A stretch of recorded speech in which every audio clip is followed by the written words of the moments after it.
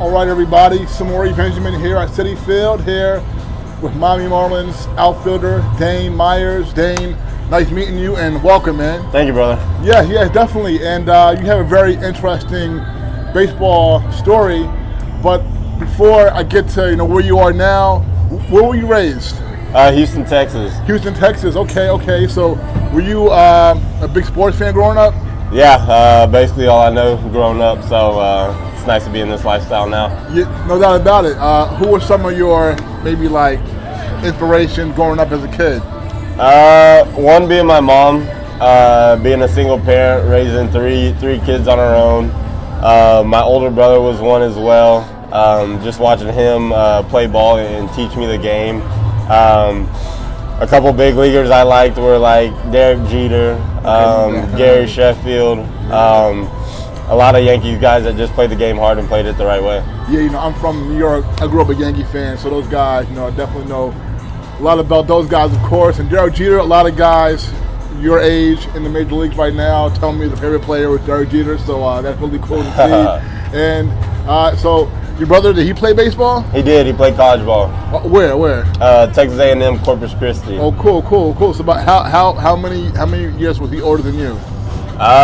He's about 12 years older than me. Okay, nice. So, is he probably the biggest reason why you started getting into baseball? Yeah.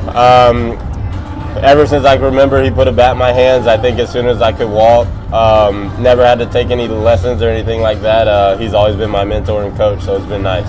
Yeah, I know a few black ball players from Houston, Carl Crawford and Michael Bourne, and they're older than you. They're around my age, and so I know definitely some really good black talent coming out of Houston. But I know overall in the country, not a whole lot of Afro-American kids playing baseball. Right. Is that something that you noticed as a kid growing up? Yeah, a little bit. I think it's even more so now because the sport and travel ball and things like that is so expensive to do. Not everybody has that privilege and chance to do that. So whenever I can, I try and give back as much as I can just to help kids out in that way. Were you an Astros fan growing up? I was. Okay. So I guess they won their first World Series in 2017 before you got drafted, right? Same year. Same year. Okay. Well, you also So then so when they won it, you had already been drafted early in that year. Okay, cool.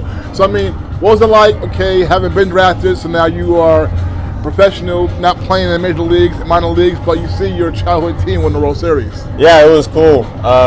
Obviously, I just got drafted, so I wasn't in the big leagues yet, so I was a pretty big fan still. I actually went to a couple of the games, so cool. Just being in a spot where I could watch my hometown team win a World Series, same team I watched growing up, was pretty cool. Yeah, I mentioned I grew up a Yankees fan, so that was a tough 2017 playoff for me. Yeah. All four Yankee Astros matchups have been tough because they lost all of them. Yeah. Since 2015, three in the LCS. Yeah. Okay. Now, I know that you grew up. That you were a pitcher, so not a lot of black pitchers in the major leagues. We don't see a lot. So how did you get into pitching?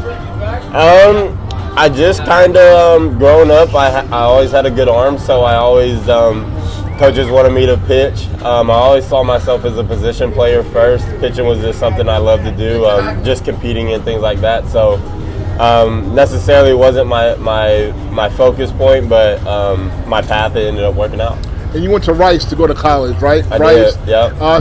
So how did you end up going to Rice? It was pretty high on my list before I even got recruited. Being close to home, being a good program, good academic school, so a good plan B for me. So I was thinking about going to some other schools that were a little bit farther away, but I wanted to give my family and friends a chance to come watch me whenever they could, so I stayed close. Nice, man. And I know actually just thinking about Houston Colleges, University of Houston championship game, basketball, they lost on Monday. Yeah. Did you ever think about going there? Yeah, I was pretty close. A bunch of my travel ball teammates ended up going to Rice. I think one of them went to U of H, so I kind of wanted to stay with the group that I knew and ended up going to Rice instead. Yeah, and you had success at Rice, pitching, ended up getting drafted. So what was your experience like pitching in that conference in college at Rice? Yeah, it was tough. Pretty good conference.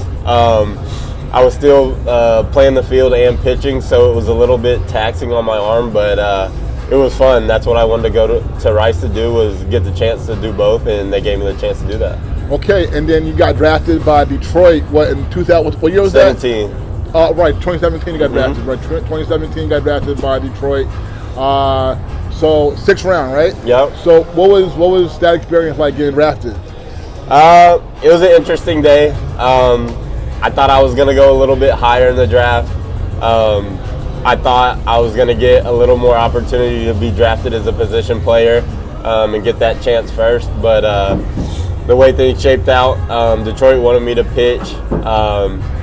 It was an interesting day, but I was glad to have family and friends around me supporting me, and I think that helped me a lot. Interesting. So at Rice in college, you hit and pitched. I did. Okay. So you did. Okay. So in college, did you think that you were better at one than other? I thought I was a better hitter. No, you better hitter. I did. Okay. You know what? Let me ask you a question, because we see Shohei Ohtani and whatnot, and him doing both in the major league level, and I feel like that we'll see more guys doing that in the future, and I feel like that we would have already seen guys do it had they been given a chance. But so, do you think that have we seen guys been given a chance before Ohtani that we would have already seen some guys doing it successfully?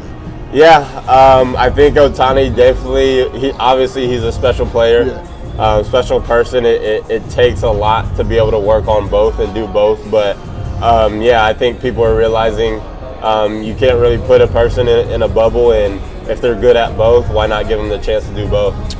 Right, because I feel like Ohtani, he came to MLB with such high demand that he demanded, I'm going to do both. Right. And so when guys, you all get drafted, it's like whatever the organization tells you to do, you got to do. Exactly. Okay, so now getting drafted as a pitcher, where you said that you thought you were a better hitter and outfielder in college, so were you disappointed? I guess maybe you were, that you couldn't pursue that first in MLB? Yeah, a little bit disappointed, but given the time and the circumstances in my life at that point, I was okay with getting drafted as a pitcher. Ultimately, I was given the chance to play professional baseball, which was always my dream. It just happened to be a little later that I was going to move over to the position side. Right, and so, you had done well. You are in the major leagues now, but you are here as the outfielder. So at what point in your minor league career did the pitching experiment stop and you switched to outfielder and hitting? Yeah, that was a few years in. I think it was about midway through 2019. I had a couple good years before that, and then 2019 was a little rough. A couple injuries. My velocity had dipped, and it was always in the back of my head to come back and start hitting again. And I finally got the courage to go ask the front office, and before I did, they asked me if I wanted to switch back, and I couldn't say yes quick enough. Okay, cool. And before that, was there ever a point in the minor leagues where you thought that you could be a successful major league pitcher? Yeah, I always believed in myself. I always thought I had the stuff to do so. I just didn't really have the right routine and arm care and things like that. Like I said earlier, hitting was my true passion, so I didn't know too much on the pitching side. It was more of an experiment, but ultimately it worked out. So how much did you pitch in college, though? I pitched a good amount. Okay. I mainly pitched my freshman year. I didn't play too much in the field. And then sophomore and junior, I threw a lot of pitches, so I was experienced on both sides. Got you, man. Okay, so now you got picked by the Marlins in the Rule 5 draft. Is Correct. that it? Okay, so that was 2022, and so when that happens, you pretty much are guaranteed a spot on the team that picks you on their MLB Major League roster the next year and all that. So what was that, like being with the Tigers for those years, and then being selected in the Rule 5 draft by this team? It was cool. Always grateful and thankful for my time with the Tigers. I wouldn't be here without them, obviously. Not many teams, I think, would give me the chance to go back to hitting after taking so much time off, but they did. And I had a couple good years, and then I got picked up by the Marlins, and I'm thankful for that. Yeah, it's not easy to make it to the minor leagues. A lot of people don't. And that's an exceptional story where you were pitching, then you became a hitter, outfielder again, and you were able to make it here. So you must have really impressed, did your thing at the plate. So what was it like for you when you switched to hitting in the minor leagues and making it to here? Yeah, at first it was tough. Taking 2-3 years off of hitting was pretty tough. I'll never forget my first couple live sessions hitting again and missing the ball, it felt like, by 4 or 5 feet, and thinking, man, I may have to pick a different career. But talking to my family and friends, my supporting cast, they told me to stick it out. They believed in me, so I'm grateful and blessed to be in the spot I am now. So what do you remember your Major League debut being like in 2023? Yeah, surreal experience. I knew it was close. I was having a pretty good year. Just getting called up and making that debut is something I dreamed of ever since I was little. So it actually coming to fruition was pretty cool. Couple more for you. Yeah. So what has you've got a chance to play now here for like parts of 3 seasons now. So what's your Major League experience been like for you thus far? It's been awesome. Obviously, it's a different game, but it's the same game at the same time. I find myself doing the best whenever I'm out there playing like it's a little league game, just out there having fun and playing hard. Did you have, besides baseball, were you a fan of the Rockets or the football team? Yeah, Rockets and Texans I'm a big fan of too. Okay, cool, man. Yeah, I like what you guys are doing with the Rockets now. I like Alvin Thompson a lot. Yeah. You guys doing this thing. Do you feel like if you had to right now, you could go out there and get out a Major League hitter on the mound? I may be able to get one out, but I don't think I could do it consistently, no.